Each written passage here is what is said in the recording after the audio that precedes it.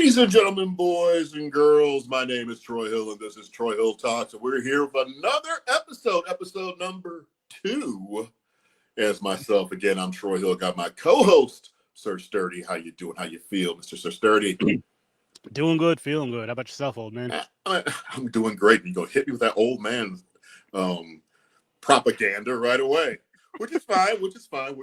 We got a stacked show this evening, people. Yes. We're going to be talking about the top 10 or our top 10 most anticipated movies of the year. And only for us to do this the right way, we got to provide options to you, the viewer, or the listener. So I'm going to give my 10. We got Sir Sturdy with his 10. We also got a co-host with us this evening, Mr. Mick Manhattan. If we could go ahead and throw him on the screen right now.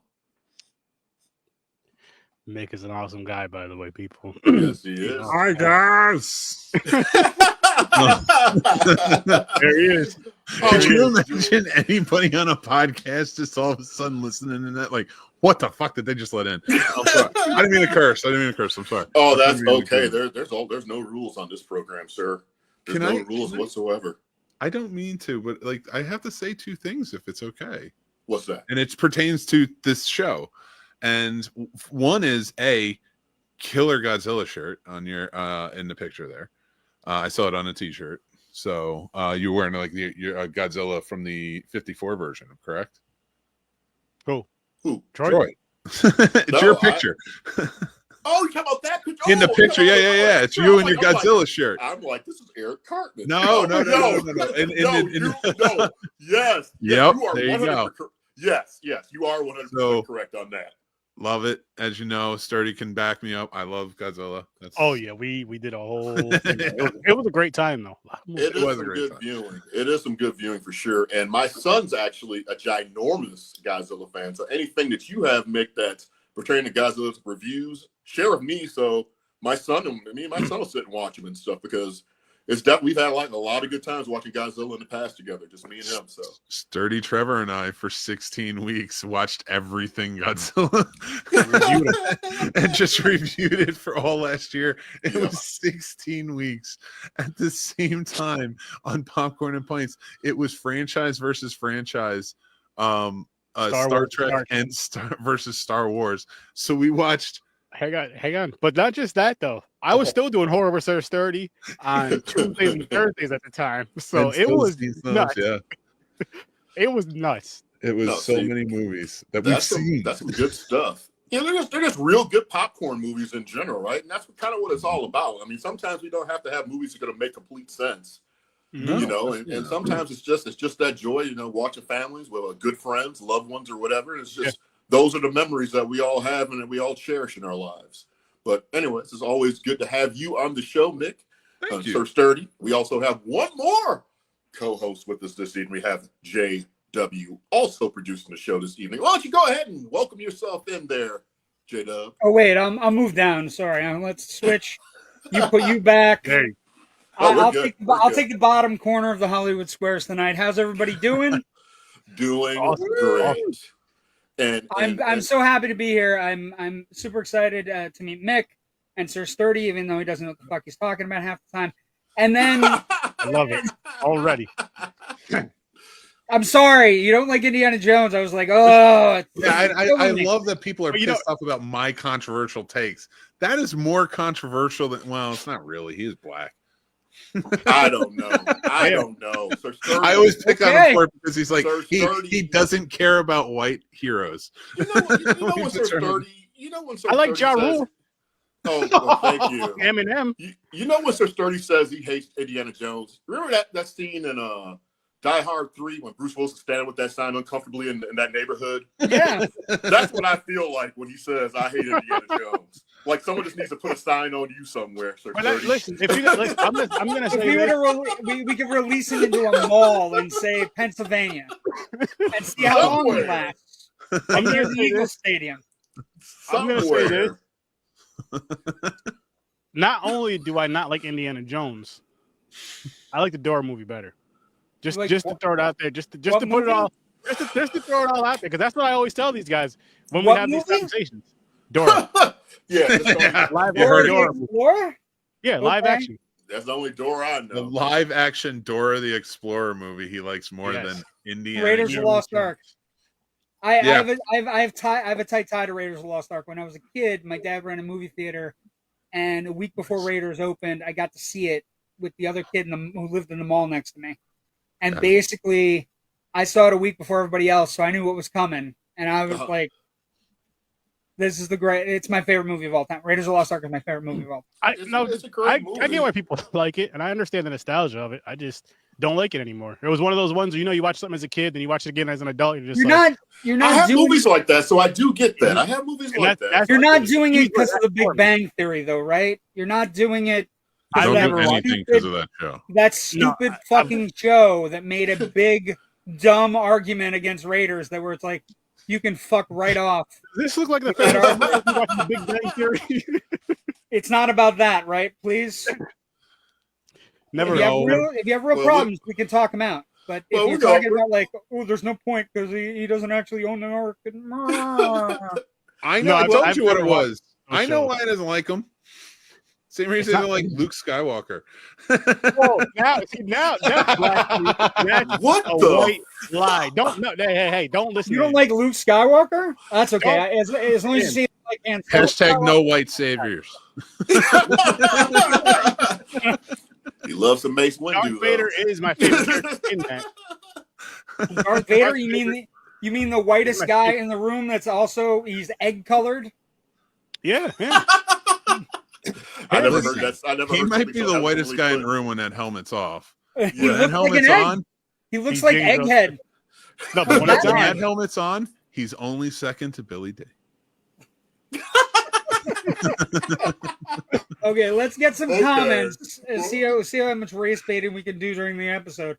Good evening, and sorry, gentlemen. Nothing to be sorry about. I got you, Joe originally. Hey, Joe. all right, I got a question together. So what black heroes don't you guys like?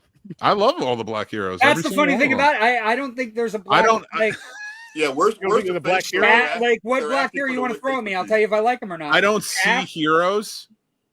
I just see people beating up bad people. Either you're saving or you're not saving. Yeah. Color is not involved with the saving. Yeah, and the thing is, I would argue that, like Mick and I are probably talking about, we're talking about in the green room, you like a lot of blaxploitation movies, right? Yeah. I think the white side of things with regards to film going is we tend to like everybody. We try, we don't, I don't get, Shaft is cool. You know what I mean? Yeah. Mm-hmm. Rudy Moore was great. These are all but when you talk about I think you're right though. They're intrinsic white heroes where you're like, Luke Skywalker's a pain in the balls. I understand. I got it. That's why I'm a Han Solo fan. It's okay. Here's my argument for white heroes, because I'm the one giving Sturdy shit, but it's actually I'd probably be more the one on the other side. Yeah, he's the one who hates the whites, not every me. white heroes in movies are the Hallmark Channel of movies.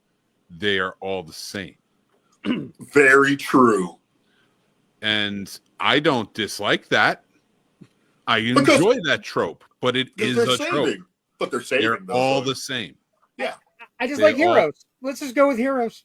Yeah, but there's not even an interesting. I don't know, Ken. We're working on it. Give us a second. Good evening, fam. Hey, comedian Robert Bass. I'm wearing that shirt you like, baby. Yeah, we'll hear about him later. But yeah, let's hop into the list. Let's go ahead and hop into the top 10 list. So what we're going to do is we're going to do the top 10 most anticipated films of the year. And all 10 of us have our own picks. And we might overlap a little bit. But what I'm trying to make happen here is that we hope we have some different choices so we can also add to our list and stuff. So I might have a top 10, but it might turn into 20 movies I want to watch this year from things that you guys might suggest that I might have overlooked. So that being said. And here's what I'll do as the producer tonight. I already had my posters already into the system. Yeah. So I'll put up posters if they're the same posters that you guys pick that are the same picks. I'll make sure you get a poster to go along with your pick. Okay. That'll Fair? Work. I can definitely tell that you have the poster for one. Yes, one's completely obvious. Great.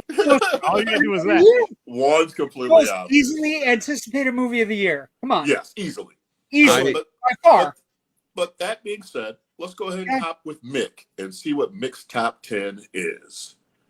All right, so anyone who's been on my show should know that I put parameters on all my lists because I want to be able to visit every list eventually. So my parameters for this list was I tried very hard to put 10 down. Really? You didn't have no honorable mentions? Nope. Wow. Okay. Okay. I looked at the list for this year and I was just like, yeah, it's kind of like 2024 all over again.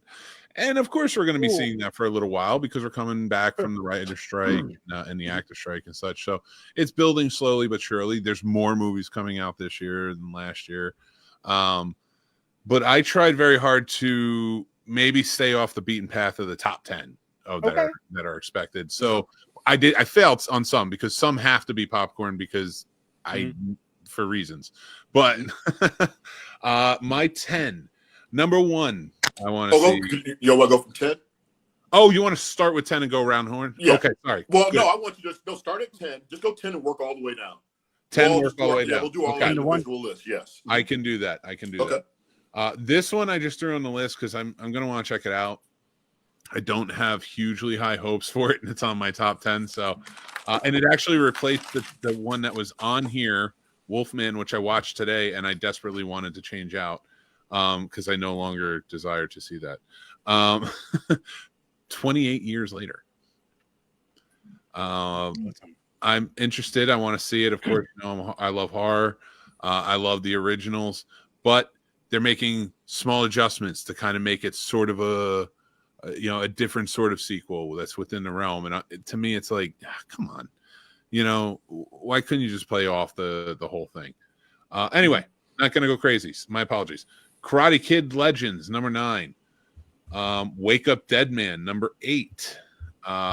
That's the next in the Knives Out. That's movie. The Benoit Blanc movie. Yeah.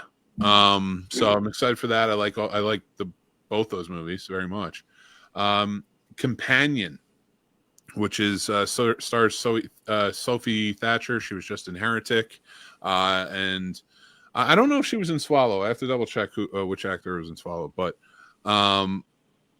This is a movie where she plays AI and like an AI android robot or whatever, and it's supposed to be like a companion for like a guy or a girl, whoever, whatever. And they made a mistake giving away all that information. Second trailer gave away way too much information. Probably they already had everybody in the palm of their hands with the first trailer with her holding her arm over the fire. Yeah, that was a good trailer. I didn't even think about it that way, but I was thinking about it from perspective. I dig it because it seems like it's gonna be a slasher film where she just kind of turns on him. So I dig it. It's a little bit off the beaten path. Also from the director of Barbarian. Nice, very nice. The director of Barbarian is one of the hottest young horror directors going, and if you've seen Barbarian's one of the best horror from the last 5 years. I will disagree, but respectfully. Gotcha. Love Hurts was Akiyu Kwan's next movie. Yep, next week. Looks interesting. I'm into it. Like I want to see it. Then Death of a Unicorn, Paul Rudd and Jenna Ortega. It's A24. It seems like it's gonna be really bonkers. I'm giving Oz Perkins another chance with this one. The Monkey. Yeah. I did not like Long Legs. I was very much against, and I love Nick Cage, one of my favorite actors. But yeah, The Monkey, I want to give a chance. It looks cool. They got me with the trailer. I like Oz Perkins' style, so interested. Next one, which is a little bit more off the beaten comparatively to the mainstream, but it is Sinners, Ryan Coogler's next movie with Michael B. Jordan. I cannot wait. This movie looks amazing. It's about two brothers. And that's as far as I'm going to go with it because I think you should just watch the movie. And it involves vampires. So get with it. It's going to be great. I love that. I love that Ryan Coogler's going into horror and playing with it and like a sophisticated horror too. You get, you were getting more and more of that as of late. And I love my schlock horror. Give it to me all day long. But there's so much to choose from that comes out in that realm. A24 has been doing for a long time that sophisticated horror, but it's I think more misses than hits personally with them. but we're getting more from outside sources. Like Jordan Peele's another one. Oz Perkins is one that I'm keeping my eye on, especially with the monkey. I think he's going to redeem himself with that. Because Longlegs was beautiful. That's it. Anyway, number 2 is Mission Impossible, the final one. I have to finish this franchise. I love it. I have to finish the franchise. I have to see Ethan Hunt go out. I have a very strong feeling it's going to be very No Time to Die type of ending. And if you guys have seen the movie, and I'm not going to ruin it for anybody, but if you've seen that movie, you know how that goes. But number 1 with a bullet that bounces off of him, consequently, is Superman. Yes. I'm very excited for Superman. Mm-hmm. So James Gunn, James Gunn has revived DC for me. Growing up, I was a DC kid. Spider-Man and Superman were my 1 and 2. Mm-hmm. And that was interchangeable. You know, I got Batman, I got some other outliers, things like that, as a kid.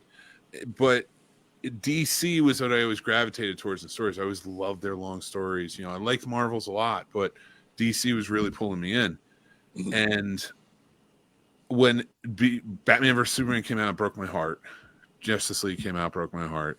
There's a lot of heartbreaking, and it went on for years. And I can finally say again, thank you, James Gunn. I don't know if it's going to fail, but all signs point to not. Mick, this S means hope. Here it means S. That's what, but this particular S gives DC fans all over the world hope, right? It does. You know, you're absolutely right. And right now, I desperately needed hope. Can we actually have Superman? Can we have one, please? But that not have him suicide. You're right. There's like a desperate need of it. You know, after Christopher Reeves, it's still like a big. I'm not saying Henry Cavill was terrible. I'm not saying that at all. But I need that relatable Christopher Reeves type of vibe. We have billionaires. Yeah. Right? But we have no Batman. So that means we have a whole bunch of Lex Luthors. Yeah. So what do we need? Superman. Yes. Everybody say a joint prayer for Superman. I don't care what color he is. Just give him the power, make him really friendly. Yes. Absolutely. And also the tone. That's the key to the whole Superman movie, the Gunn Superman movie, is taking the tone, some of the tone from Marvel. The tone of the last few DC movies has been so undeniably bleak, where you're just sitting there going, I wouldn't want to be a hero either. Like, this is terrible. Like, that is a perfect allegory for life. It is. Couple things before we go, and because that's your top 10, right? That's my top 10. Joe thinks we're in trouble tonight with this group, possibly. Comedian Robert Bass says, not a stupid show. Big Bang was great. No, it wasn't. It just wasn't. I've never watched it, so I can't judge it. Yeah, I don't have a horse in the race. It's not something I'm interested in watching either. It's a show. It is a show that hates nerds, and the easy way to figure out that it's a show that hates nerds is just look at the character that they project through, and that's Penny, who's the dumbest character on the show. See, I would know. I'm a fan of Community. So Community got killed by Big Bang. So that show can fuck off. Community. I watched the first Community was great. Hilarious. What the first 3 or 4 seasons were hilarious, but button it up list time. My so bad. Good. Yeah. Well, let's go ahead and hop into. I guess I'll do my top 10 next, and I'll be brief. And it's great because mine is. I got some things that Mick has, and some things that nobody else has. Because I tried to combine theatrical releases with Netflix and releases and stuff to try to go like a little bit different. Because I'm going to tell you that the last 2 movies that I saw on Netflix, Carry On and even Back in Action, to me were some enjoyable ass movies for some Netflix movies and stuff. And I think both of those movies could have had theatrical releases and stuff. I really, really do. I mean, I just enjoyed it. I mean, the Carry On, that one sequence in Carry On is still one of the best sequences I've seen in film in quite some time. Probably one of the best for last year anyways. It just caught me completely off guard. And Rebel Ridge. Rebel Ridge was a really good one from last year. Yeah, Rebel Ridge there's a was great. bunch of good stuff. But anyways, I'm gonna start off with my top number 10, Happy Gilmore 2, because I was a big Happy Gilmore fan growing up. I love the movie. I love Carl Weathers' character. I love the dynamic between God, I forgot his damn name. Jesus, the Shooter McGavin. Yes, I love that character. I got you, Troy. And I love it. It was just, to me, it was just a great. So I'm really looking forward to seeing the sequel. If it's on par with like a Beverly Hills Cop 4 and stuff, I'll be happy. So I mean, it's on my list. Number 9, Jurassic Park Rebirth, Mahershala Ali. I'm really just curious to see how that movie plays out. Number 8, probably it might be on some other people's lists. Captain America: Brave New World. I've seen the trailers for these movies or for this film, and I'm excited and I'm hyped up about it. And I don't really understand what I'm not gonna say there's like drawback towards the movie or anything right now, but it just seems like it should get like a little more credibility than what it's getting. But I want to see it, and I really like the Sam Wilson run so far. I did like Falcon and Winter Soldier. I'm kind of bummed that they opted to take Bucky away and put him into Thunderbolts. And also I think Red Hulk is being shoehorned into another story that could have probably been really good for Anthony Mackie. Yeah. And I realize why they're doing it, but also I just don't have any more excitement for Marvel right now. I understand that too. Now, is it just because of Marvel? Just too much Marvel, or is it comic book fatigue or Marvel fatigue? I guess. Oh no, not I still read my comics, but it's the MCU fatigue. Like I'm over it. I'm tired, and that's why it's so funny to me that like I'm flipping to DC again, because I had that going for years with them. Mm-hmm. I think the only scary thing for me with Captain America is the sheer volume of reshoots. That's the only thing where that is a concern. Get a little nervous. The idea that Seth Rollins' character was completely cut from the movie after he filmed for like 6 weeks, and then he's on a Errol Hawani show going, "I'm not in the movie. Yeah. They went a different direction. My character got completely changed and got written out." It's like, that scares the shit out of me. Mm-hmm. It is tough. I mean, I get that. But that happens in every movie, though, right? Not like that. Marvel has been adjusting so much that their reshoots are costing almost as much as the movies. I got that. Damn. And it's ballooning. That's a lot of money. And there's no payoff. The movies weren't that good. And that's what bugs me, is because they're not utilizing Anthony Mackie well. And he's Captain America. Yeah. I'm in. Like, I think people have been in since the show. I think people have been in since the show. The show was one of the better Marvel shows. Yeah. Right? And I think he deserves a little bit better. But I'm not going to fight about getting a nice Hulk that looks like Harrison Ford for my collection. It's not going to go on Hawk. That's exactly right. Yeah, but let's go ahead and go to 7. I guarantee this is not on anyone's list. There's a music documentary, actually, and I enjoyed Summer of Soul so much on Hulu a couple of years ago.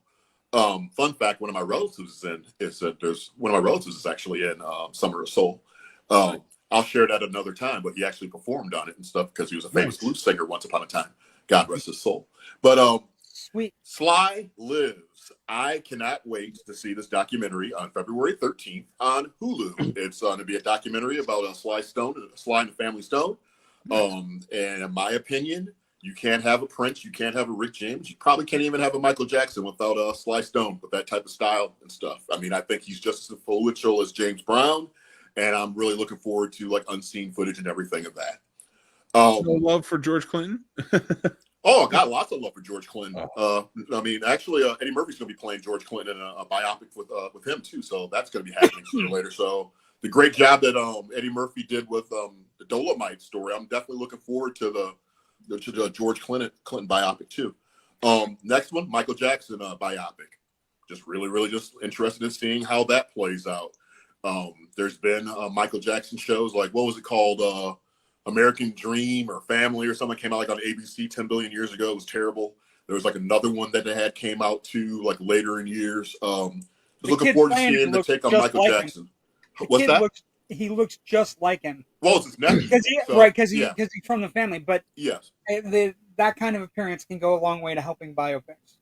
I wish they were doing something with Prince. I mean, there is like a 9-hour documentary that was filmed by Netflix that's currently held with the estate with Prince. They don't want to release it, but there is a Prince documentary that's out there. They just won't release it for whatever reason. I just want a documentary on Prince parties. 9 hours. 9 hours. You don't think Prince could put on a 9-hour sex tape? Yeah, I just want to see the parties. The whole thing. I'd rather go to Paisley Park than Diddy House. Yeah, that's one thing on my bucket list. I do want to do the Prince tour. So, I mean, I'm originally from the Midwest, so that's something I'm going to try and make happen this summer. Awesome. Number 5, Predator Badlands. I was so happy about Prey. Prey, another movie that I wish that was released in theaters. I mean, if you have not seen Prey, it's a pleasant surprise. It's really, really fun. The idea they kind of like broke everything down and kind of dumbed everything down with technology and stuff, I thought was really interesting. Great movie. I'm really looking forward to this one. Not 100% sure where this one takes place. Go ahead. The first time the potential of the franchise was ever unlocked from the first one. The potential of the Predator franchise has always been, the second one has the sequence with the gun getting thrown to Danny Glover, and we never went back to it. And Prey is the first one that got it right with the idea of Predator might not be in the future. Predator might be a past franchise. Yes, that we can build. And there's so many things you can do with the franchise. So you samurais, every damn thing you can do with the Predator. So I'm looking forward to that. Number 4, ironically, is a Fantastic Four. That was my 4th movie. I'm just interested in seeing this movie. There's things I have reservations about this movie now after seeing Wolfman. I'm sure we'll talk about that a little bit later. Number 3, 28 years later. The trailer is phenomenal. And I watch a pretty good amount of trailers. And it's just something about the creep factor and the level of intensity, and then just like the slow build, and this shit's going to get wackier and wackier and crazier. It has me hooked. Number 2, Sinners. Ryan Coogler, Michael B. Jordan. I think this has the potential to be one of those movies that's going to be on a talk about level like the Get Out movie was when that first came out. It's going to be one of those things that I think we're going to be talking about for a couple of months. That's my expectation anyways. Very, very excited about that. And then obviously number 1, Superman. I mean, just like Mick said, I mean, James Gunn, to me, he is going to be the savior of the DCU. We got Peacemaker. Even with Matt Reeves, we got a Penguin TV series. It's just, he made Guardians of the Galaxy. I mean, to me, that's Marvel's best trilogy for superhero films. I think my only concern is, is he going to be able to match that type of quirkiness in a Superman movie like with Creature Commandos and like with the Guardians of the Galaxy and a Peacemaker? Is that world gonna fit in with like the Superman type of movie? See what I'm saying? I mean, it seems like it might be a little bit difficult from the Superman that we want to see, right? Or am I alone on that one? I don't. Me personally, like with the Penguin and like they're talking about trying to bring Robert Pattinson's in, and that's a very grounded, on its own, like its own little franchise. So if they did, I could see the Peacemaker being like, because that is a grounded show as well comparatively. I mean, they do talk about all the heroes and such, but I think there's a lot of forgiveness to it, and I think like Guardians of the Galaxy fitting in with Winter Soldier, is sort of a similar comparison where you could say, do these two movies really fit? No, but by the time you get to Endgame, Infinity War Endgame, they do. He will get a wide berth. He will get a wide leeway to bring his sense of quirk that hasn't been present in the DCU before. So I think he will get a wide berth with regards to what characters he wants to introduce, like Mr. Fantastic. Not Mr. Fantastic. Is it Mr. Terrific? Mr. Terrific. I'm sorry. Yeah. But you just said Fantastic Four. Mr. Perfect. Sorry. That's Kurt. But yeah, he'll get a wide berth. You know what I mean? And I think even if they want to keep Pattinson's Batman as Elseworlds and go with the kid from Reacher, that's the rumor I've been hearing more and more of. That's the thing is, it's like a Creature Commandos is supposed to be intertwined with the Superman story. We're looking at a Batman that shows up in Creature Commandos, Batman is big, huge, wide shouldered, look like he's going to jack somebody up, and that's Reacher. You know, so that's Reacher. Yeah, so I mean, we'll see. But that's my top 10. And so you can see it's like slightly different than Mix and stuff, but it's also providing you guys with some value, with some additional things to watch. So that's the overall goal and stuff here. Let's go ahead and go with JW. Okay, so some of the ones we've said are already. I did do honorable mentions because that's how I roll. And what you were saying about Netflix is really interesting. I think we're about to see a Netflix change of tune with regards to movies getting released to theaters. Because Greta Gerwig just signed a deal to do a Narnia movie and series of movies with Netflix, but it's all contingent on the fact that it's going to get theatrical releases. And I think most of the directors that are working with Netflix are going to do the same thing. Rian Johnson missed out on a lot of money with Knives Out not being released to theaters. The sequel to Knives Out not being released to theaters. But I'm going to start with The Bride, Christian Bale, Jesse Buckley, Maggie Gyllenhaal directing. I think it looks interesting. We're gonna get a series of classic horror monsters this year. I think it looks great. I'm excited about this. This makeup makes me happy. It makes me think maybe we got the right thing. And Gyllenhaal is a very underrated director. I think she's got something. You know what I mean? Like whatever je ne sais quoi you want to say.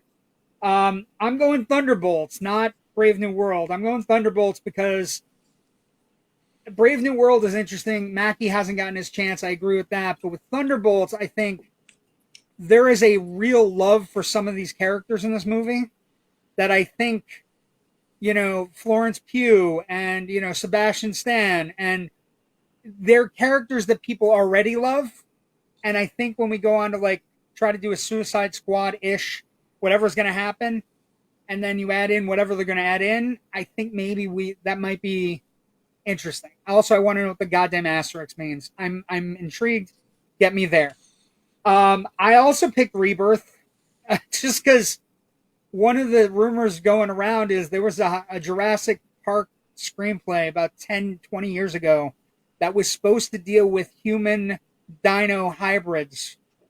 And those are rumors that are swirling around this movie because it's really the only place that this particular franchise can go is creating some sort of scientific botch that, creates walking, talking dinosaurs is what I'm hearing. So I don't know if it's going to just be regular, we're in a jungle, they're dinosaurs, or if it's going to be something.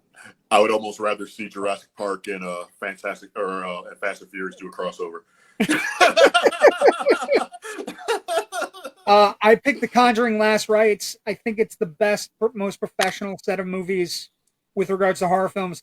Not all of them, certainly, but The Conjuring, they haven't really missed with one of the Conjuring movies.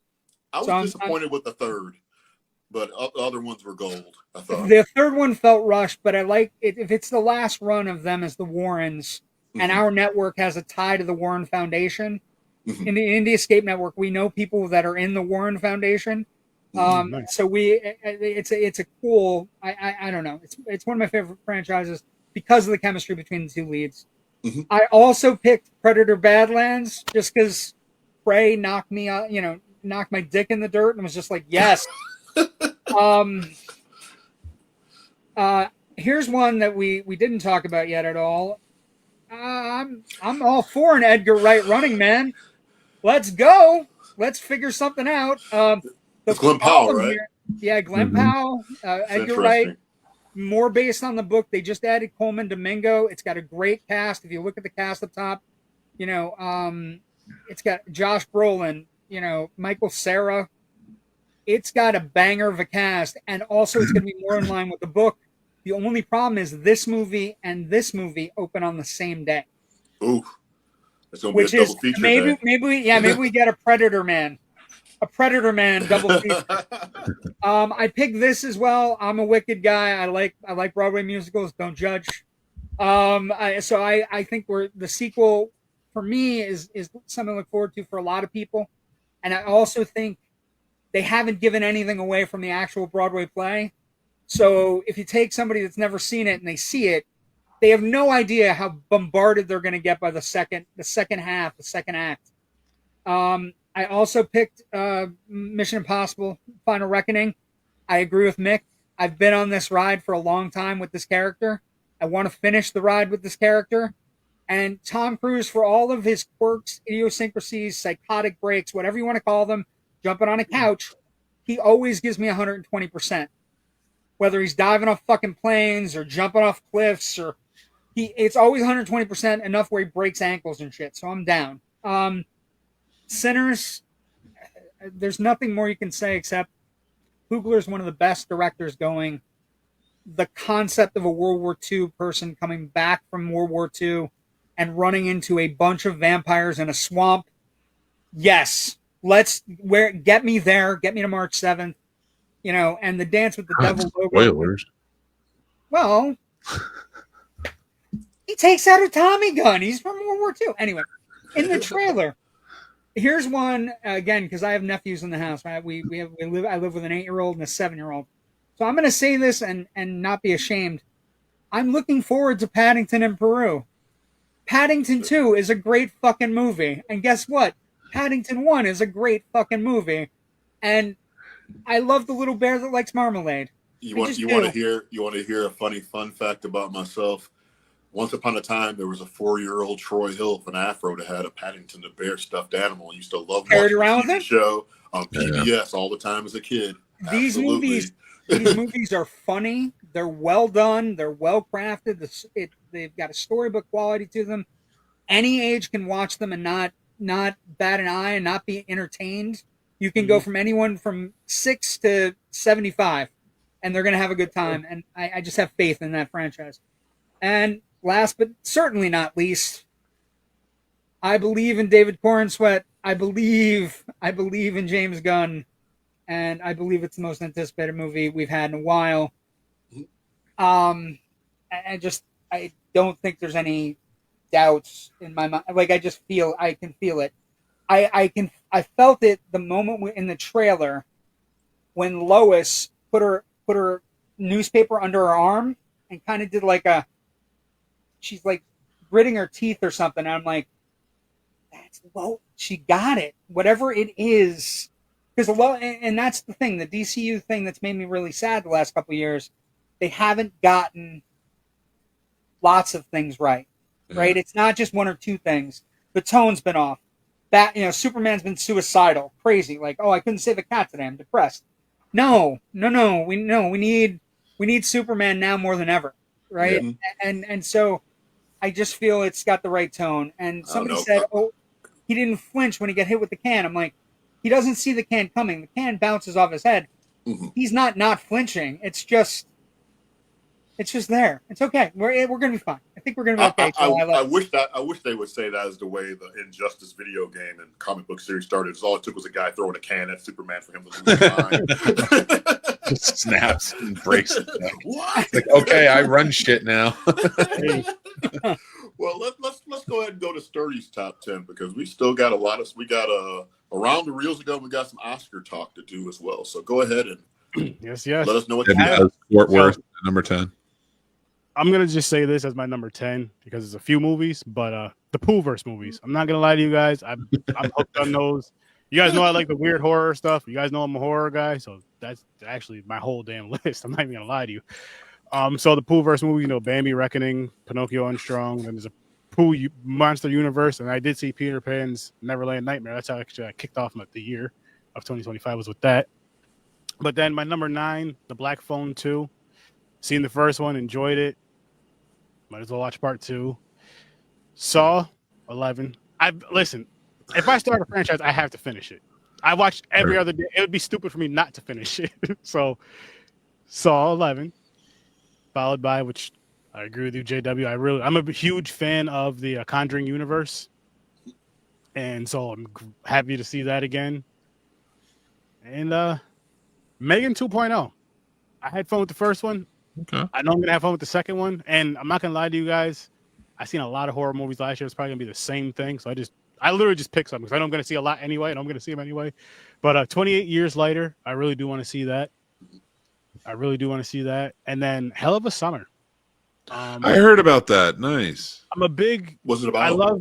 I love the Stranger. Honestly, I have no idea, but I love the Stranger Things. And one of the kids from that show, he's an adult now, is directing and acting in that. Finn Wolfhard. Thank you. I would like to see his work. I like to see what he could do as far as directing. I know he can act. He's entertaining for me, acting wise. And he was also in It from 2017 and 2019, I believe, or something like that. Oh yeah, so Hell of a Summer, and then we all have Sinners on here, and then The Monkey was my last one. Which next month. The Monkey, yeah, I'm excited about that. I'm not gonna lie, because the Perkins connection with the Anthony Perkins, father son type of. I mean, it was let down with Long Legs. I mean, looked pretty. I mean, the atmosphere was great, but it was just like a lot of things disconnecting and trying to force yourself to try and enjoy throughout the film and stuff, And that was another one of those movies produced by Neon, right? Was it Neon? Because Neon, them, Cuckoo. I thought Cuckoo was A24. It's Neon. No, Neon was Cuckoo. Neon was Cuckoo also. Yeah, Neon was Cuckoo. They all have that. They all have that vibe. Whoever does the marketing for them does an excellent job. They will get you to go see the movie. That's for damn sure. Neon's been stepping up its game over the last couple of years. I give them that. Mm-hmm. So let's do this. Our next segment of the show. I hope you guys enjoy that too. Like I said, there's a lot of great choices between myself, Mick, JW, Sir Sturdy. Lots of obscure things, lots of things you might not have thought about. And I hope it helps you guys get your list prepared for the new year, because there's a lot of movies coming out this year. Not a lot of overlap. Movies. We didn't even talk about him. Him was like one of my honorable mention. Him, the Jordan Peele, Marlon Wayans movie. Yep. I'm kind of interested in seeing that. See what that's going to be. There'll always be like 3 or 4 movies that somehow catch a wave and kind of crest and jump into our Companion's one of those that I think is going to crest in the next 2 weeks. Because Companion, the director of Barbarian, he's got something going on. He's got something going on in his head. So we'll see what happens. The sleepers are what's fun about a movie here. Yeah. So let's do this, and we might. Can we run a little bit longer, JW? Is that fine? We can. Yeah, that's fine. Okay. All right. So, because I don't want to rush like all the way through too bad. But the next segment that we got is called, it's kind of like Around the Horns, but it's called Troy Hill Presents Around the Reels, where we talk about random movie questions dealing with entertainment and things of that nature. So the first question Let's get your logo in. Around the Reel. Around the Reel. So the question is going to be, and then I'm going to ask the question, then we're going to start off with Mick answering, then we're going to go to JW, then we're going to go to Sir Sturdy, then we're going to follow with me with my thoughts. First question is, there's talks and ramblings of a Gremlin and Goonies movie being made here soon in development at Warner Brothers. Are you excited, or do you feel like it's too little, too late? This is something that should have happened years ago, Mick. 100% should have happened years ago, for sure. I mean, Goonies 2 should have been capitalized when Richard Donner was young, and they were all young. So, but regardless of all that, I have differing topics on each movie. So Gremlins, I feel, could be a franchise that can go on and on. You don't need to have Zach Galligan in it.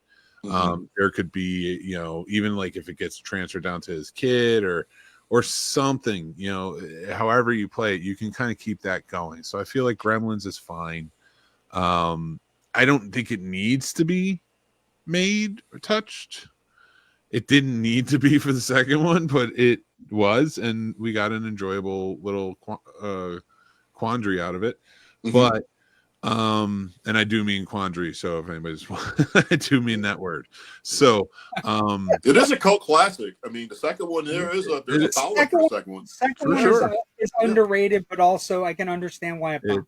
JW, I appreciate you. I'm gonna call you JW Pepper because I've been watching a lot of James Bond lately. Gotcha.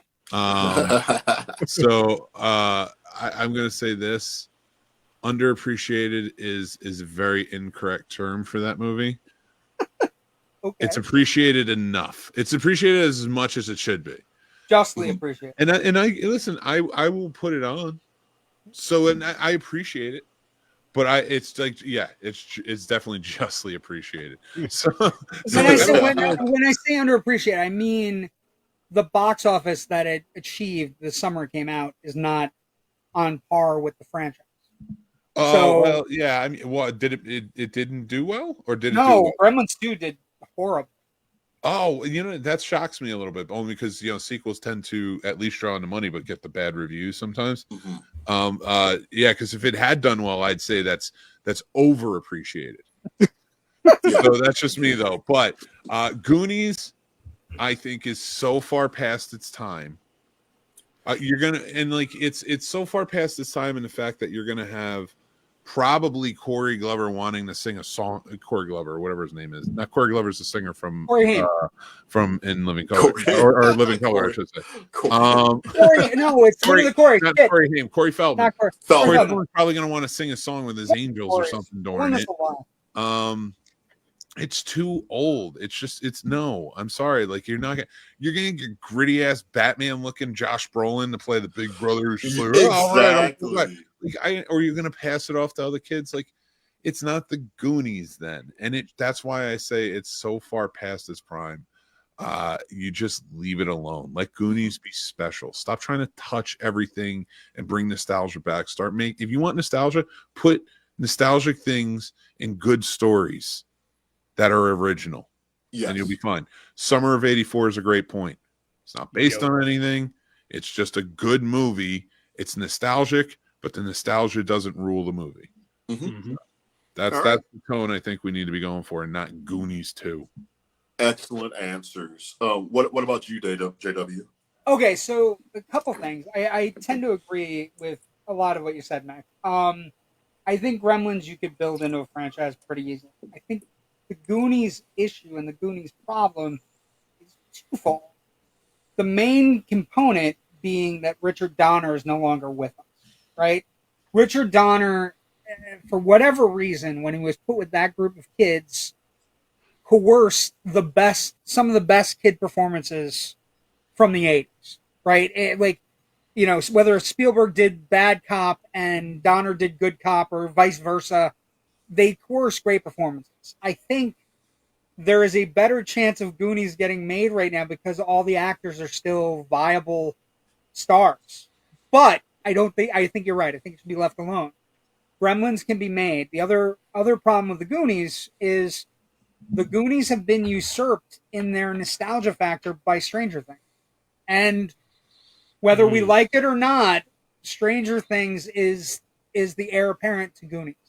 I love Stranger Things. Stranger Things is a great show. It gets a lot. It gets some heat, but for the most part, it is as close as we get to a Goonies, right? It's kind of taken a lot of its thunder, and I think the sheer volume of scope you would need to replace Donner and come up with a good script that they haven't been able to do for almost 40 years. Because I don't know about a remake, but I'm not saying you should. No, but do it. You would have to try to come up with kids, but the problem is kids in these movies today are not in danger the way the Goonies kids were in danger. That's one of the things that makes, when kids are in danger, it makes it special, right? So Stranger Things jumps out at people because the kids aren't being overly protected. There's no helicopter moms to be found in Stranger Things. So I think it's a twofold problem. It's been replaced by another pop culture phenomenon, and it's also lost the person that had the ship correctly going the right way. And so I think the Goonies, no matter how much they talk about it, it will eventually get to a point where it gets to Spielberg's desk and Spielberg goes, this script just isn't good enough. It's not good enough to go back. You changed my mind. I think it should be remade into a TV show. limited TV series. A limited TV series. What if I told you it's already been done? Skeleton Crew is the closest thing we've had. Yeah, I ain't watching Yeah, but that's just it. Like, just because you. I know you didn't. I'm just saying. I would say, like, every once in a while we get a show that kind of tickles the Goonies vibe, right? And but that's the difference, though. You don't see people saying when you watch Stranger Things, it's not advertised. Oh, this is the next Goonies. But no, that's true. When they start doing Skeleton Crew, but Troy, that's like the Goonies in outer space. That's why we have podcasts. We can tell them what it is. Yeah, so I'm just like, no. Listen, I don't know why JW you're getting all uptight about this. We all know the 2016 Ghostbusters was the best version. Oh shit. Let's get out of here. Let's move on. And that was I don't hate it. Wait, I should preface that with I don't hate that movie. I think there are funny. All right, we do got to get out of here. Yeah, now we have to get out of here. Okay, but, moving on. I don't hate it, but it's not great. Okay, so Sturdy, what's your opinion? All right. I agree with it. But I definitely agree with them for the Gremlins. I do feel like that's a franchise you can keep doing and doing and doing. And honestly, you can make a lot of merchandise, make little cutesy wootsy things for the kids and all that fun stuff with them. So you could do a lot with it. You don't really need anybody from the original cast. Is it a little late? Maybe, but then again, it might be one of those things again that can get a resurgence, and maybe they get the kids into it, or maybe they make it a little darker and keep us in it. For those that enjoyed the first two. See, that's the thing right there. I'd prefer it to honestly be like that darker route, even if it was like, no, fuck that. I want the dark route, R-rated. I would love that. I know they're not going to do that, but if you're going to give me a Gremlins 3, give me an R-rated Gremlins that's just really out there, scary, crazy, fun. Still a Christmas movie, but just, amp it up, and do it. Forget doing it for the youth. Do it for the ones that were there from the beginning. Do it for us that grew up, and we know that these things will be a lot more dangerous and more violent and all Here's the other the stuff. irony of your statement. I'm listening. Gremlins created PG-13. Yes, that and Legion of Doom. Those are the first two movies. They're PG-13, right? Yeah, Gremlins was the first one. It had no, they weren't PG-13. They caused the uprising that resulted in the PG-13. So they came out. They were retroactively put on there. So I would. Agree After the fact. And that's usually what's put up. First PG-13 is Red Dawn. Red Dawn was the first PG-13 movie. And that's a movie that should not have been PG-13. Yeah. So I don't know that tells you everything you need to know about MPAA. That one scene with the kid looking out the window and stuff, it took the shot to the head. That was traumatizing when I was a kid. I thought drinking the deer blood was a little much, but not 100. What about Goonies, Sir Sturdy? Goonies, like you guys were saying, which I actually, the point of Stranger Things is pretty much that, just better or not. I don't want to say better, more up to date to where it makes sense, to where it doesn't feel like the Goonies, but you get the feel of like the kids going through adventures and all that fun stuff, and a different, like, I don't know how are they going to do the Goonies, and who are they going to try to draw for the Goonies? See, it's too. Who are they going to grab? Because if you're going to try to grab the youth or family, you got Stranger Things already. Yes. Well, no, but Goonies would definitely try to get me and to bring the next generation. They would have to do something with the parents struggling. That the Goonies as parents struggling would be the plot line.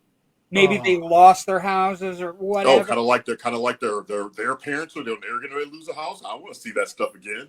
No, let's go back to the treasure ship. It's the same damn story. Well, what if I was talking about this? We did the Goonies on Generation Movie, and I was talking about this. What if the Goonies weren't good? Because think about it. At the end of the movie, they get the treasure ship, they get all the money. What if they became bad? Troy and his family. My family's pretty badass. But that family's terrible. That's a terrible family, but they're rich and powerful. But technically, aren't the Goonies all rich and powerful at the end? Don't they get the boat? Don't they get all the treasure? The boat went away. It got out on its own. It was like, yeah, but eventually, but wouldn't they? I don't know what the maritime rules are, but I was talking about this. Wouldn't they have some sort of, that boat belongs to us, we found that boat's ours? I mean, theoretically. That's what I mean. Like limited TV series. I think they would just let them keep their home. I guess you know what? If they were to remake with the Goonies, which I hope they don't, but if they were to remake it and it did come out, I guess the best case scenario would be a limited, like 8-episode series of. I don't know how you would do it. I say don't do it. Gremlins, I say kind of leave it alone, but I wouldn't be as mad. I wouldn't be mad at that at all. But the Goonies, just leave it alone. Maybe you do it. Maybe you do it Yellow Jacket style to make you a little happier. Maybe you do it Yellow Jacket style with each episode focusing on a single Goonie as whatever that happened in their lives and how they grew up. But I don't need it. There's magic in that first one. There's magic in rewatchability. I think they're just drying out, and it's getting annoying. And I do like what you said earlier, though, Mick, about with like the nostalgia, putting nostalgic stuff in shows and movies, and just make it a good show or a good movie, like Summer of '84. And then on top of that, create stuff that can be nostalgia down the line from here and then down the line to where people can look back at just using this year, 2025, and like, oh my goodness, that nostalgia from 2025. Yeah. Blah blah blah blah blah. Like create that. Start creating your own stuff that can be nostalgia, where people are just like, I remember this time or this movie or whatever, and I remember this movie because of this, and start doing that shit. I don't know. I'm 23 days in, and I really don't want to remember it. Well, I was using this year as 2024. How's that? Is that better? Yeah, this year's not much. this year's been rough. I would just say the last 4 days, but that's just me. It's been rough for me. I mean, the beginning of this year, I used to be white, and I was a drummer for the Osmonds. But anyways, but anywho, let's go ahead and give my question. Gremlins, just to make the long and sweet of it. Gremlins, I want to see Gremlins brought back as like something like gritty. I do want to push the envelope in terms of being rated R with Gremlins. Goonies, I just think it's just too damn late for the Goonies, to the point where we got a gem right there that can be watched over and over again, and it's enjoyable. At this point in my life, 30 years later, I don't give a shit what the kids are doing. I don't care what they did with the gold. I don't care if they went back and parked the shit in the backyard like Stepbrother and made a treehouse out of the shit. I don't care. That would be awesome, though. Just leave the Goonies the way it is. That would be amazing. But our next reel, around the reels question is Julia Gardner a one-trick pony? I was so excited to see Wolfman. I'm not going to say it was like one of my most anticipated movies to see of the year, but I was really expecting more out of Julia Gardner, and she was the one that even made my experience watching the movie even worse. Maybe it's me, because I'm sitting there expecting to see Ruth, sitting there with a Ruth-type character and stuff, going toe-to-toe with the werewolf or whatever, and I was just let down. So what I kind of think, I haven't seen anything else that she's in, but I'm really worried about the Fantastic Four now, knowing that she's in it. So, thoughts, Mick? Can I just go real? Because I don't know enough about her to even answer the question. I was just going to say that. I really don't know enough about her at all. So, okay. I know this stems from something I brought up earlier because I was watching Wolfman. So Julia Garner, listen, Inventing Anna, Apartment 7A, which I'm not, like, I did like Inventing Anna. It was weird, but in Apartment 7A, she was good in it, but it was not a good movie. I think, all right, because here's where the dilemma comes in. Then you get something like Ozark, and like, I always thought to myself, I'm like, is she a good actor, or is she just like making really odd choices with her accents? Yeah, so I'm like, is she the Jaleel White of cinema? I watched Wolfman, and I'm like, now I know. You're not that good. I maybe add an accent, but I don't want to like smash her down. Like, she's fine. Like, I never minded her showing up because, again, I was confused. But now I watch this movie, I'm like, oh, you're not that good. She wasn't believable at all.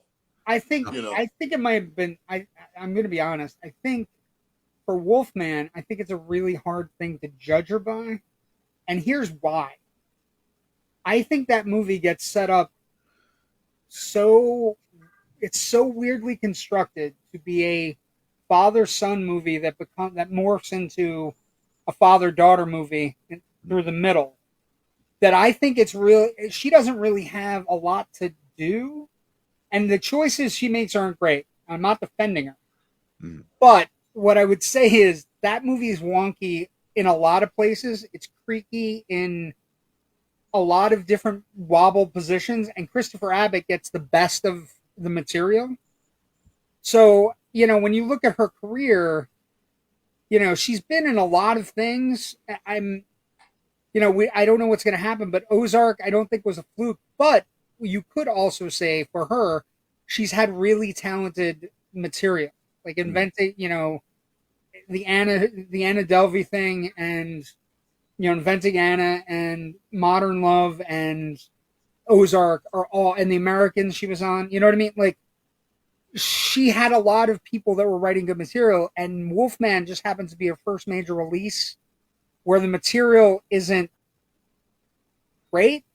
It's the first thing she's been a part of where it's not where you're going, oh, she might be up for an Emmy, or, you know what I mean? Like, it's the first time you're doing that. And I think question her being up for Emmys. Even in Ozark? Yeah. And I like Ozark, but she does, her character is very different. She stands out when she's talking to any character, and like not in a way like Tony Soprano stands out. Yeah, Tony Soprano feels like he fits within because he melts into the culture of what they're doing in it. Exactly. In Ozark, she doesn't melt into the culture. She's there. She's playing a unique character. And I think that's what always blew me away, was like, these are really unique choices that she's making. And I dig it. And then I watched this movie where there is no uniqueness in the movie, let alone. Well, that's maybe it is the material then, right? There are no unique choices in the movie. She was glaringly bad. Like when you watch Nosferatu, like Lily Rose Depp, who is not a bad actor, she is glaringly different compared to everybody else in that movie, right? Hands down, and it stands out. It's the same with Wolfman, but to a much more like a negative degree, enlightening degree, because even if you're not given that much, and it is Lee Wynell, like he made Upgrade, which was good. The Invisible Man was good. Like he could tell a story.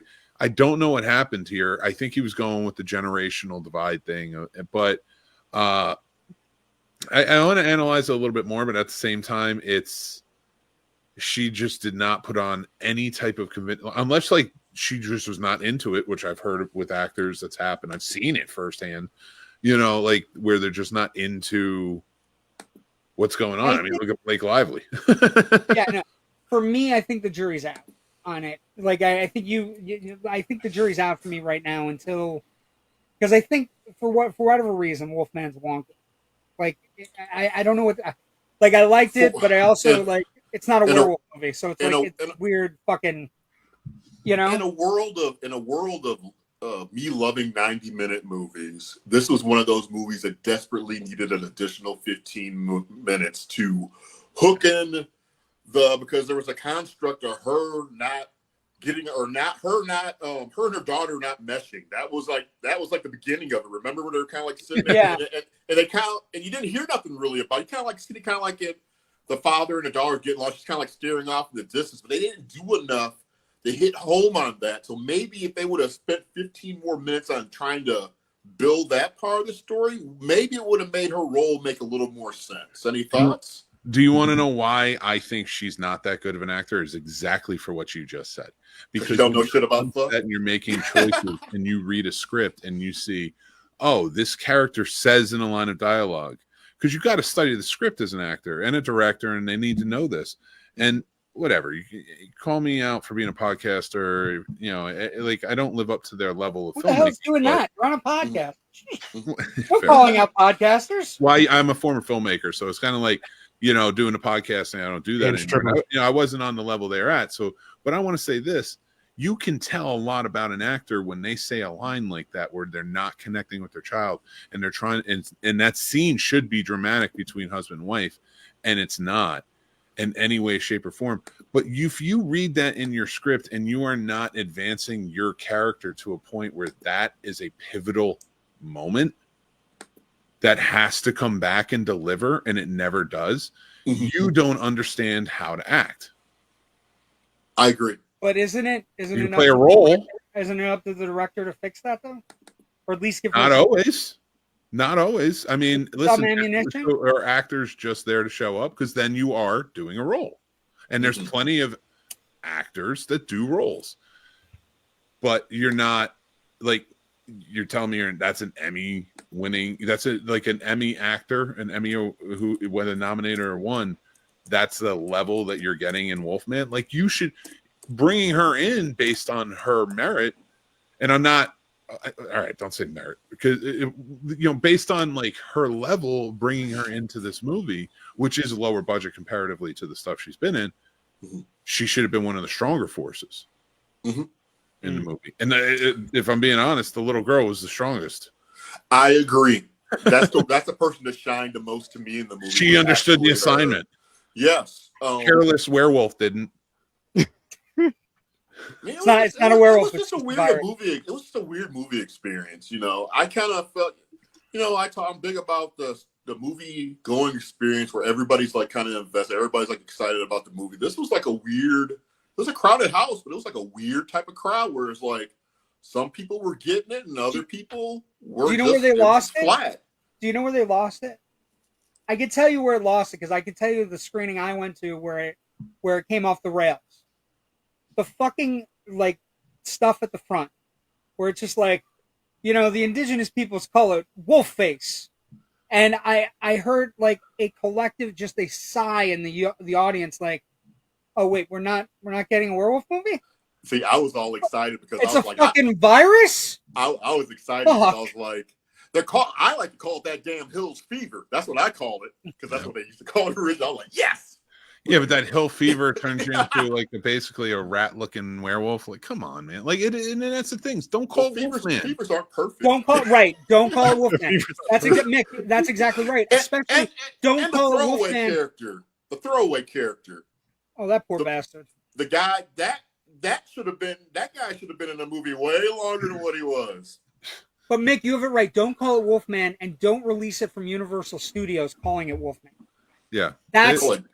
The history of Universal Studios with movie monsters to call it Wolfman, and people get in there and it's a fucking virus and they revolt. They just inside their soul they go, fuck it. I don't mind it being a virus. If you want to explain hill fever as this, because shape-shifting with indigenous people and their culture that exists, werewolf.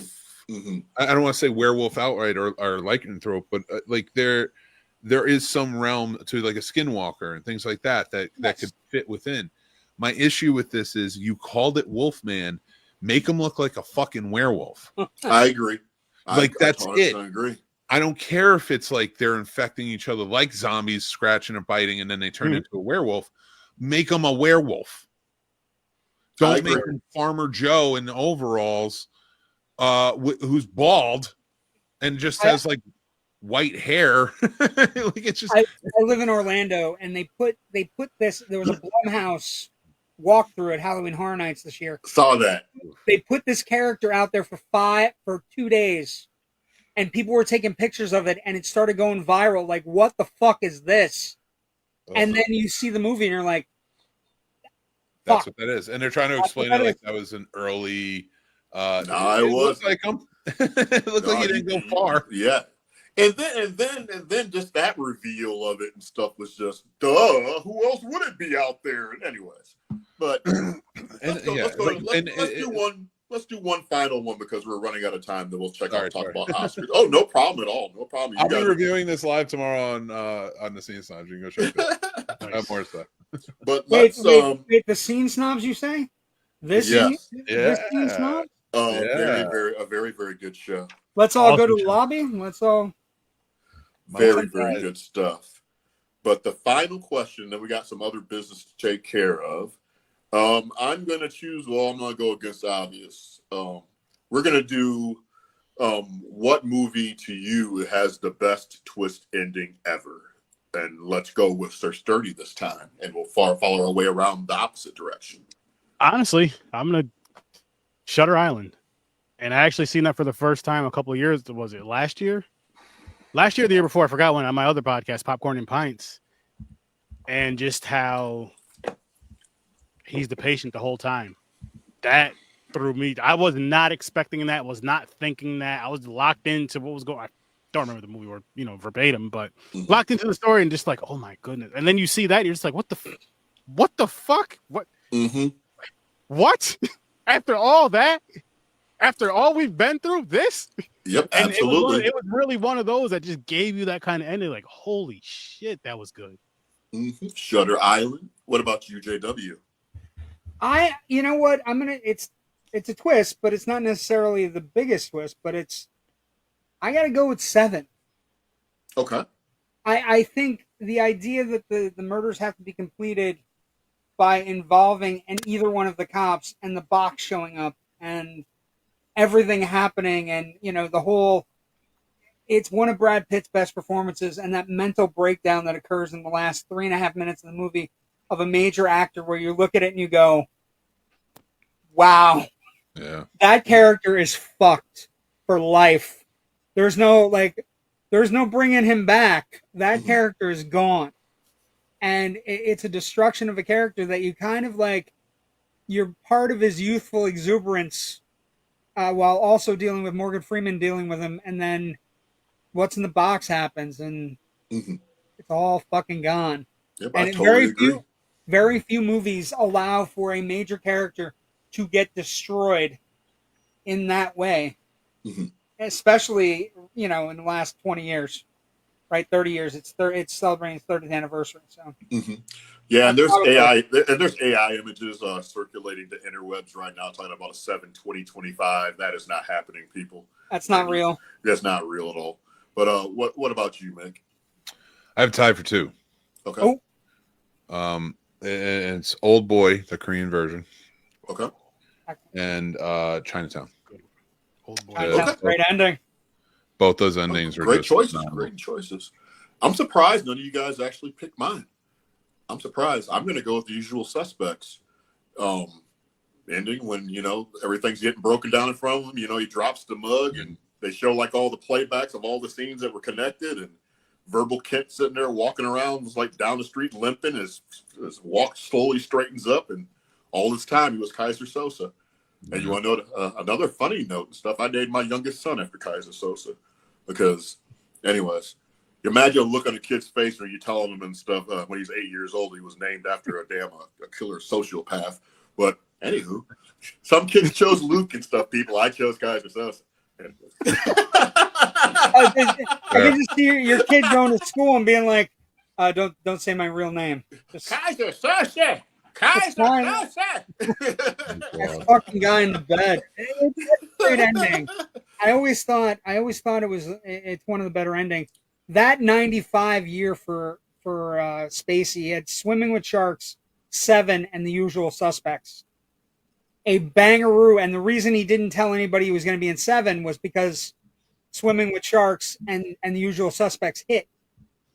And he basically said to the filmmakers, hey, I'm not going to do this because you're not going to put me in the credits or anything, because if you have 2 actors and I'm the 3rd actor and we're going to catch Killer in the 3rd act, the audience will know. I would have thought it was because nobody knew who he was. Was he in Glenn Ross also? He was. He's right. Like if you put him in the 3rd, you're gonna know who he is. Yeah. It stands down. He's the killer. He's John Doe. He said. By the way, Mick, in answer to your answer earlier, original Gremlins, $151 million with a worldwide gross of 164. Gremlins 2, 41. Wow. That's still overrated. That's the second best thing. Gremlins 2 is the second best thing about Gremlins 2. The Key and Peele sketch is the number 1 thing about Gremlins 2. Oh, I agree. That is just comedic gold. But let's do this before we talk into Oscars and stuff. There's lots of things going on in the world, lots of ups and downs. This has been kind of a goofy year to start off with so far. But got Casters of a Cause coming up here on February 1st. Fires are going on in the Los Angeles, California area. Like to put emphasis on people that are losing their homes, losing their property, and losing their lives in some cases. Yeah, losing their lives as well. And there's it's like sometimes it's the notion of that, these are rich people are celebrities, and that's not always the case. I mean, hell, there's celebrities that live here in Texas and Dallas and stuff. It's not. We can't just sit there and just put just like one area and just say that, oh, that's all there is over there. But anyways, if Mick, because you're spearheading this whole thing, actually we got both hosts, and so they're gonna be hosting the whole evening. I'm lucky enough to have like a little spot in that during that as well.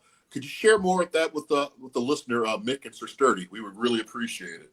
Yeah, no. So Cast for Your Cause started 2021. This is our, I think this is our 8th or 9th casters.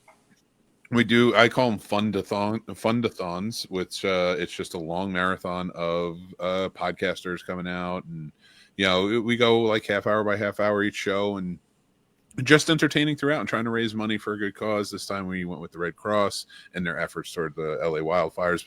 But it's, as you guys may know, it has expanded way more than LA, and it is devastating. So a lot of people need a lot of help. It's insane to think that's all rich people.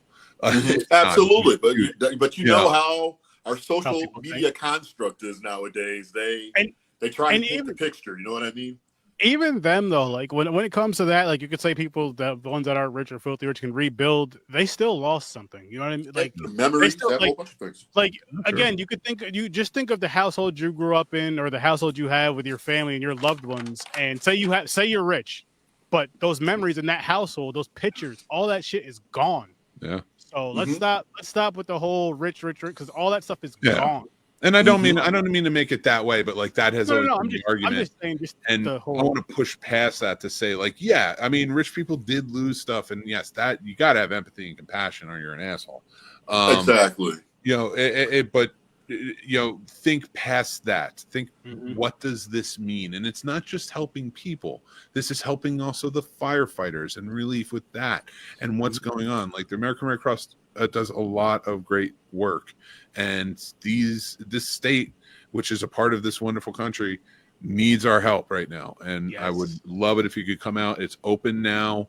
You can go to the GoFundMe and donate, or we'd love to have you during the event as well. So if you could come out, that'd be great. Oh yeah, and I just want to say this too. Now more than ever, let's really start helping each other and really uniting and coming together. Let's make this happen. We could really make this happen. Let's prove us coming together and helping each other out can really make a change. And let's prove it with this Cali. Yeah, February 1st at 3 p.m. We need to spread love. We need to spread love during these times and stuff more so than ever. Well, just more empathy. so than ever. Just random empathy, random acts of kindness. I mean, just a little simple thing you can do in your day. Don't be a dick. Yeah, you know what I mean? I know it's hard for some damn people. Some people just like, don't be a dick. But, you just tap the brakes on it because. Yeah. I mean, and if you can't donate, no shame. Please share. Just share out on everywhere. Please share. And spread the word. Absolutely. So we're gonna have a fun night that night, though. Lots of fun stuff going on. Great shows. Sturdy and I are hosting all day long. It's gonna be all day and all night, and it's gonna be a wild time. So if you guys want some fun absurdity, we're all about it there. Joe, I'm gonna tell you exactly what you could do. Please tune in, show up, and bring some energy because we are going to need it. We'd love it. Yeah, I mean, we got some spaces open. I think I have a 5 p.m. I have to double check the thing, but yeah, absolutely. I'll tell you this right now. So we have a great lineup. I am super stoked, and we got a few more. I would love to have you guys be a part of it. We're kicking off things. Scene Snobs at 3 p.m. Stories from a Bar at 4 p.m. At 5 we have Real Combat. 5:30 we have Open Joe if you want it. Then we have Master Shake's moderately entertaining mixology minutes, which he always makes killer drinks and talks about awesome IPAs or whatever the hell he drinks. Three Geeks podcast coming on at 7 p.m., followed by Troy Hill Talks. I cannot wait for that. Popcorn and Pints at 9, where we are going to be roasting the English Patient. It's our segment of plot roast where we take a punishment movie. We're all watching the English Patient, and we're going to rip it apart. And we're also going to rip apart Chris because he made us have to watch it. Yep, because he's so really quick with that Popcorn and Pints. If you miss an episode, you don't just get to come back all skip the duty. No, you have to. We all have to watch a punishment movie because of you, so you get roasted for us having to watch that nonsense. Yep. And then Shake will be back at 10 p.m. for Arcade After Dark. The Calm Before the Storm at 11 p.m. We're doing another Real Combat possibly at 11:30, unless the Indie Escape podcast wants to take over a spot at 11. And then Sturd-O-Vision ended off at 12. And we're going to try and get our onesies on for a sort of final onesies reunion. So, and none of you need to know that because that's so antiquated and dumb.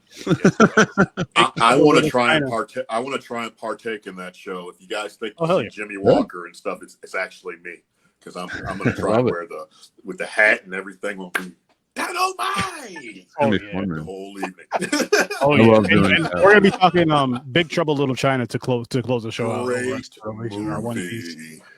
But it's going to be a good time. I'm definitely looking forward to it. But let's go into the final thing. Let's at least look at the best picture. I mean, Big Trouble Little China did not make this list for best picture for the Oscars. The Oscars list was released and stuff today.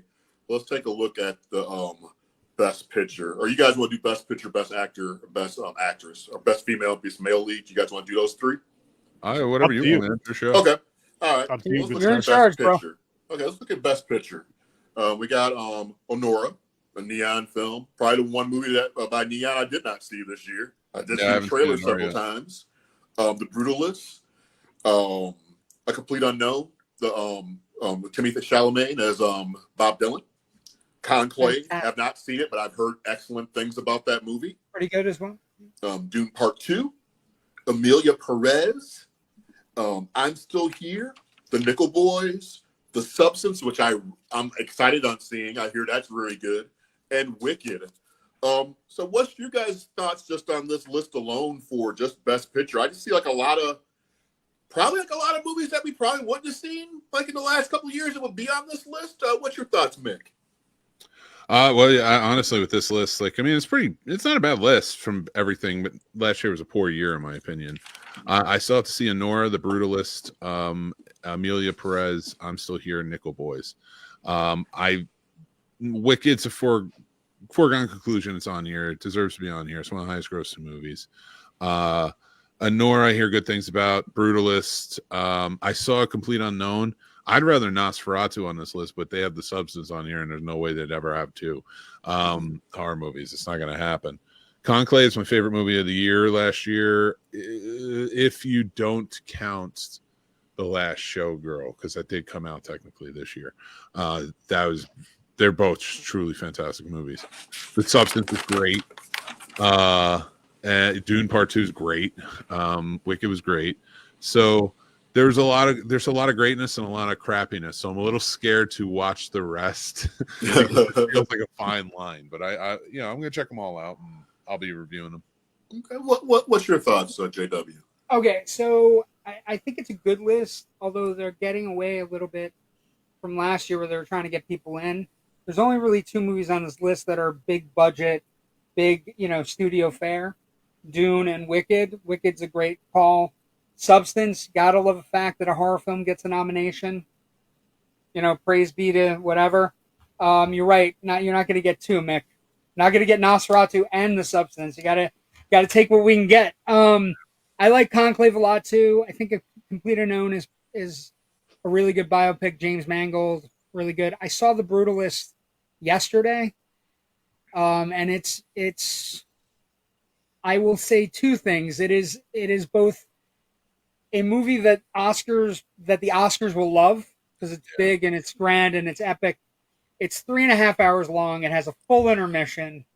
It has an overture and an outro. Like it's very much, it's very much a grand sweeping epic, but also the kind of thing where you're like, if 10 people have seen it, there was like 5 people in the theater yesterday when I saw it in IMAX. So it was like, you know what I mean? Like it's one of those things where we nominate movies that are whatever, and they do have some controversy about it because the editor admitted in an interview that they used AI, and if that gets deeper, it's going to have a real tough time. It did. They used AI on the Hungry voices to translate them, and so it's going to be a real big problem for the movie behind the scenes.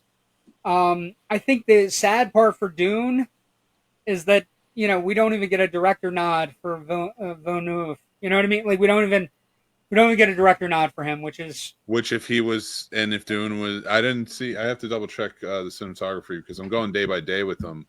With the lists, and cinematography is always one of the most important for me. Yeah, so Greg Fraser being on there he wins. I haven't seen The Brutalist yet, and I do love sweeping epics. I think it's a dying genre, because we don't have epic stories. It's impressive. It's an impressive movie. It's got a lot of tough material in it. It is definitely not for everybody. You know what I mean? But it is. Yeah. You just don't make them like they used to. I've seen 2 movies this year that had intermissions. We saw like a fan showing of Lawrence of Arabia that had a full intermission, and it felt different. It also is shot in VistaVision, which blew my fucking mind when the VistaVision logo came across the screen. I was like, holy shit. You know what I mean? And VistaVision hasn't been around since, late 60s, early 70s. I'm excited to see that now, especially with VistaVision, and I'm glad you told me that. But now that I realize that Nosferatu is nominated, I do think that is the best cinematography of last year. I would concur. So striking, and I was telling, like, when I reviewed it, one of my main focuses on it was, it doesn't feel like it's trying to be a movie that takes place in 1838. It feels like it's trying to look like a 1920s movie that about takes place 1838. And he's signed up to do a werewolf movie. He's working on a werewolf movie for next year. I know. I'm so excited. It's set in the Middle Ages. Awesome. Awesome. Crazy shit. What about you, Sir Sturdy? I'm gonna be honest. I'm a dead to right horror guy. The one movie I will watch in this list is The Substance, but the rest I did not see, and I know I'm not going to, just because it's for me it's, unless I'm reviewing them on my other show, I really don't watch anything non-horror too much, and it's just it almost feels like I don't even have the urge to. I mean, unless it's like something like Batman or something animated. The two I could see you getting into, and Mick, if you agree with me. I think anybody can get into Conclave just because it's a really well done thriller. Yeah. And I think if you like music at all, A Complete Unknown is fascinating for the sheer like scope of like Dylan as a songwriter and presence. You know what I mean? I think those are the two on the list, aside from The Substance, that you could probably get into pretty easily. Conclave. I think you'd like the Dune movies, and you'd probably enjoy Wicked. You should check out Nickel Boys, from what I'm hearing. And I just hear it's a very good movie. I just hear it's like blowing everybody away. It's very good. So like I already September 5th. It's not on the list, but I heard September 5th is supposed to be pretty good too. Yeah. I want to see September 5th. I'm not quite sure where. I know about it, but I haven't seen it, so I'm anxious to though. I will say A Complete Unknown. Beautiful. The imagery is beautiful. Like James Mangold knows how to make a movie look good, especially a period piece. But Bob Dylan, I'm convinced, sniffs his own farts, because that dude is a dickhead to fucking everybody. They play the end up like this is big rebel move for him, but he fucks up a folk. All he does is fuck up his friend's folk concert by bringing. How do you pass up Joan Baez? How do you pass her up? Like, what are you doing, man? Yeah, he's a dick. Why are you fucking up? He's a dick to every girl in the movie. Every single person in the movie. He's just every person except for Woody Guthrie. He's a dick. I walked out of there like, why does he have a biopic? Bob Dylan's an asshole. That's the name. Should be the name of the movie. But Jesus, yeah, he should be. I wish he was unknown. see with me with this I can say there's a lot of movies in here that I probably wouldn't have an interest technically. I'm kind of in the same boat with Sir Sturdy, but this year I'm gonna take I'm gonna do some maximum effort on this. I'm gonna make it a point to watch all these movies this year and try and do this movie critic thing for all these movies and stuff, and try and just expand a little bit of my scope of what I would normally watch. So I plan on, my angle is just a guy that basically doesn't watch this type of shit, and I'm going to watch the movies and I'm going to give you what my opinion is. I would like to talk to you after you watch The Brutalist. Yeah, I mean, again, the you need a whole commercial, day. hell, I've seen like 15,000 commercials of the damn thing on every damn thing I'm streaming and stuff. I just want to hear. There's Adrian Brody all around. There he is again. There he is again. so I'm gonna make an effort to actually watch all these and have reviews for all these movies because I'm just re-upping my game and stuff this year. This is the year of 2025, going out and just trying to kick some damn ass and chew some bubble gum. And you guys know I'm all out of bubble gum. I'm all out of this shit. I will watch as many of these as I can and then review what I can. Aaron Fisher says Wicked. Yeah, I want to see Wicked too because I mean, it's good. Don't laugh, but I like Wicked. I will. I'm a musical dude in some aspects. I will go out You're there. DJ. I'll sing the sounds of music with the best of them, man. I'll be out there just singing and Mary Poppins and all that shit. Also, if you watch musicals, the two genres that are so closely related that you don't even notice are musicals and action movies. They're as close as you can get a genre without actually overlapping one another. And Wicked is one of those movies where everything, like that movie just works. Well, I'll check it out.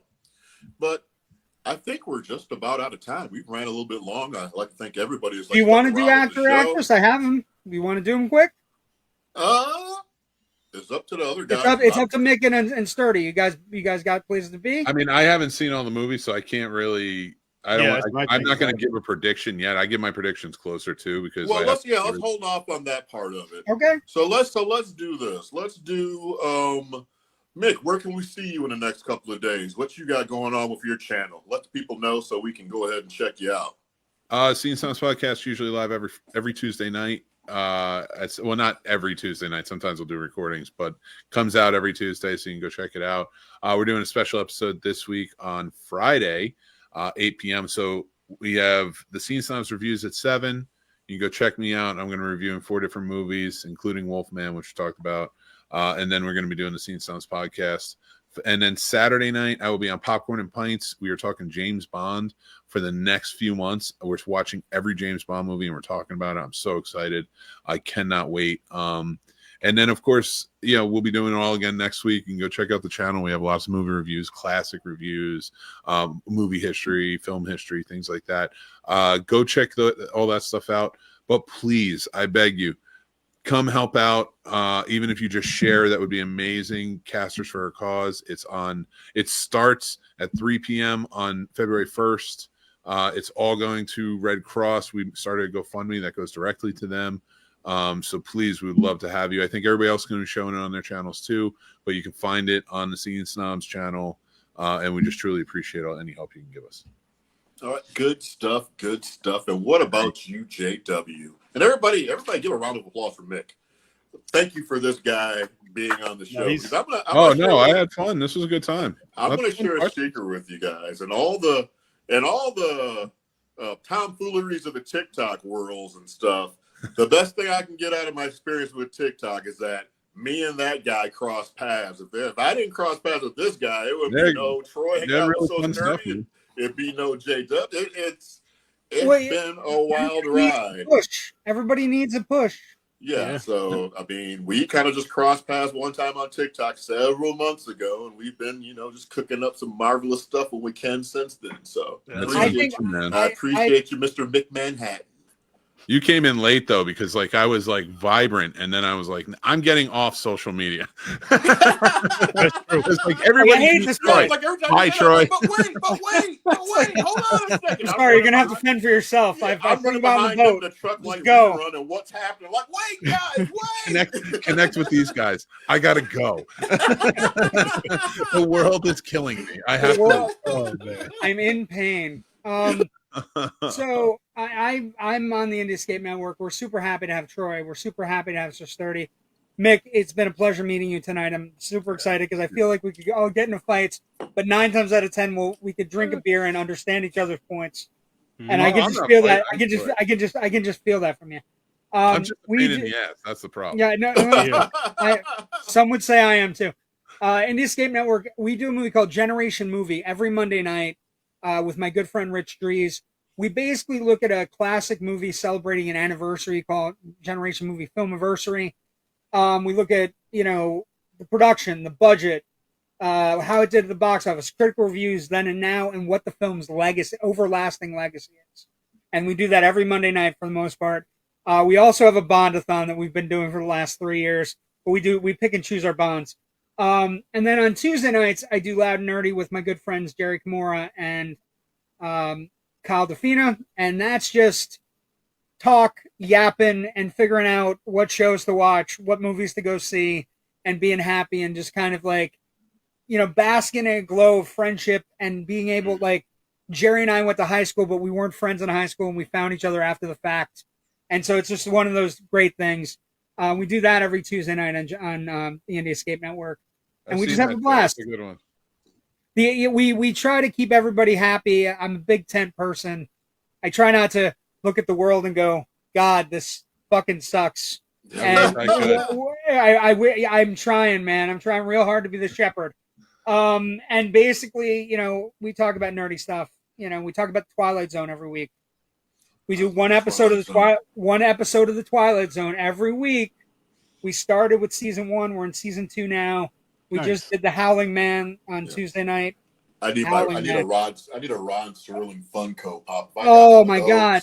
That would make my heart so damn happy. Him and Hitchcock. The Twilight Zone. We were doing the Twilight Zone, and I just want to show you a quick picture to give you an idea. Interesting Twilight Zone shit where you go, what? So we did an episode called The Howling Man. It's basically about this place in the middle of nowhere where the devil is trapped in a room, and there he is. See that devil right there? That's an interesting devil, right? Yeah. That's the devil at the end of the episode. But then if you look at something like how influential the Twilight Zone is, look at that. That is a 70s era. Look at the devil on that particular costume and realize that a lot of people watch the fucking Twilight Zone, and people that we love, Jordan Peele and anybody else, it extrapolates out. Even in the Twilight Zone episodes, that devil makes another appearance as well. That episode with William Shatner in the talk box. Yes, the little boss. Yep, it's the same. Yeah, I use that as actually one of my logos for my Mad Villain horror TikTok channel. But we do that every week. And Jerry does a great thing. Jerry's a big collector of videos, VHS. He has VHS and beta in his basement.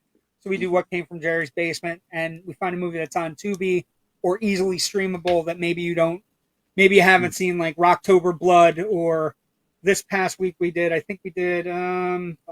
did we do? I like that. That's awesome. We do like an old movie that you can find somewhere easy. Mm-hmm. And we just pick some. We did Dreamscape this week. Very cool. Good show. We try to have fun. As you can see, lots of good programming. But I'd like to thank both of you guys for being on part of the show. And let's go ahead and zoom in. Let's say bye. Say bye, guys. Bye. You can do your granny wave and stuff back from Beverly Hills Billies, and let's talk to Sir Sturdy. What do you got planned this week, Sir Sturdy? Well, Mick already hit it with the popcorn and pints for going through the whole Bond thing over there. So that'll be Saturday at 9, but tomorrow, over on Horror Search 30 / Sturd-O-Vision, actually midnight, Lord of the Flies.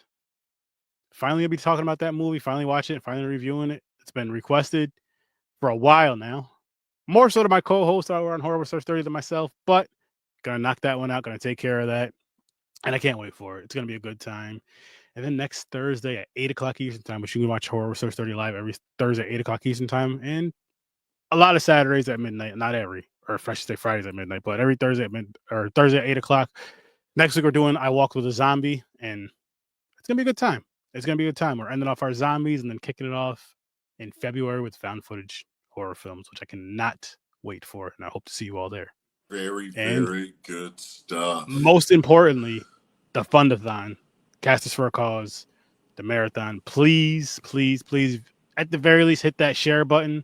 Mm-hmm. I understand if people can't afford. I understand money's tight. I understand that, but at least hit that share button. Spread the word. Let people know. If you're sharing, you're caring.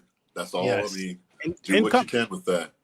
Come kick it with us and help us bring that energy to help raise these funds to help a lot of people out in California. Absolutely. Well, on my channel, what I'm doing, which you can find me on Troy Hills Talk. First off, tomorrow, if you have a TikTok account, you just like to sit back and just listen to music on a Friday evening. If you're a homebody, boy, do I have a treat for you. Go ahead and go to the liquor store and get some damn drinks. And about 11 o'clock Central Standard, or 10 o'clock Central Standard Time, I'm going to be at TikTok at Troy Hill Talks Movies, playing music for not 1, not 2, but 3 hours. We play Prince, we play James Brown, we play Michael Jackson, we play even like some 80s music, like the Pet Shop Boys, we play Apollonia. It's like a whole bunch of different stuff with some cool ass people just sitting there chilling and enjoying some drinks. And then for the next time we appear on Troy Hill Talks and the Indie Escape Network, me and Sir Sturdy are going to be talking about African American films for Black History Month next month. And we're going to start off with Jordan Peele. There's 3 horror movies where we're going to break those movies down and rank all 3. So that's the first thing. The next episode after that, we're going to be talking about the Sidney Poitier, Bill Cosby movie. So hopefully it'll be me, Sir Sturdy, and Mick for that. It'll be a great show. But as far as my reviews going forward right now, I got Cooley High coming next week. And I have a couple of others going to be coming back next week as well. So I'm excited about that. For the caster, for the telethon event, I plan on doing Blackula and Blackenstein for that hour that I'm on that show. So it's going to be a lot of good stuff. And if movies aren't your jam, check me out anyways. Got lots of positive affirmations and videos I'm working on as well. Trying to uplift people and try and get people's mind out of the gutter and just try and get everybody and lift everyone and pull them out of that funk to help us move forward and just kick ass here in 2025. But I'd like to thank each and every one of you tuning into the program this evening. It really, really means a lot. Again, check this show out at Indie Escape Network. Go ahead and check me out at Troy Hill Talks on YouTube and check out the other amazing co-hosts and stuff we had this evening. And that's all I got. So I'd like to say peace, love, spread love, show random acts of kindness, and show some love to one another. And I will see you guys next time here at Troy Hill Talks at Indie Escape Network. Take care.